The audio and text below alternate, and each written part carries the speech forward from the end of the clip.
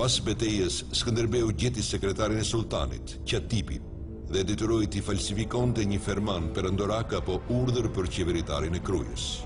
Urdhri e detyronte atë t'i dorëzonte Skënderbeut fortesën dhe qeverisjen e Krujës, Matit dhe Dibrës. Për të ruajtur sekretin, Qatipi i sultanit u vra. Ky element dramatik përshkruhet nga poeti amerikan Henry Wadsworth Longfellow në librin Historinë e një ani harruar. Skënderbeu dhe 300 prej ushtarëve të tij besnik shqiptar marshuan drejt kështjellës së vjetër të Krujës. Në vitin 1443, Skënderbeu ishte figurë e fuqishme në ushtrinë turke dhe tërheqja e kthimit të tij në atë është tregues sa i kishte trupa shqipforse me vete. Kjo ishte diçka e zakonshme në sistemin osman.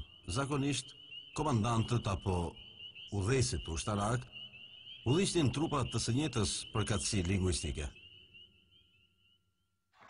Në 28 nëntor të vitit 1443, garnizoni turk u masakrua.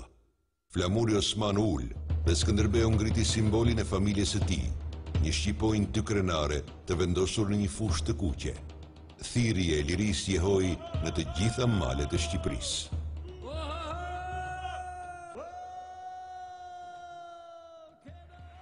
O vlezër dhe bashkëluftëtarët e mi, fort të nderuar.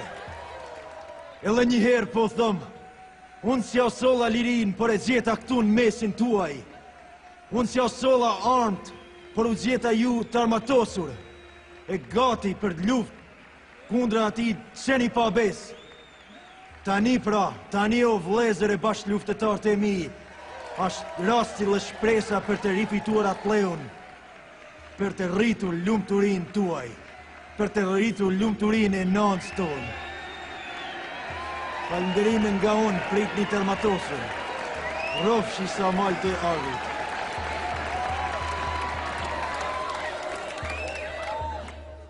Pasi pushtoi Krujen, brenda një muaj, Skënderbeu pushtoi kështjellat e Petrelës, Gurit të Bardhë, Stelushit, Modricës dhe fortesën e madhe të Svetigradit në kufirin me osmanët. Tashmë nuk kishte më kthim pas. Si provë qëllimeve të tij, Skënderbeu rikthye në krishtërim. Kjo nuk ishte thjesht një lëvizje diplomatike. Pas kësaj, vjen një kapitull i errët i kësaj periudhe. Kolonët dhe të konvertuarit në musliman uftuan të zgjidhnin ndërmjet krishtërimit dhe vdekjes. Pjesa më e madhe refuzuan kthimin e të krishterë dhe u masakruan pa mëshirë. Masakra e muslimanëve nga Skënderbeu edhe shqiptarët justifikohet nga historiani famshëm shqiptar Peshkop Noli me fjalët: "Ky nuk ishte një akt i panevojshëm egosie. Sipas standardeve të kohës, kjo ishte një deklaratë për luftë të shenjtë, e shkruar me gjak. Kjo ishte një luftë nga e cila nuk mund të kishte kthim.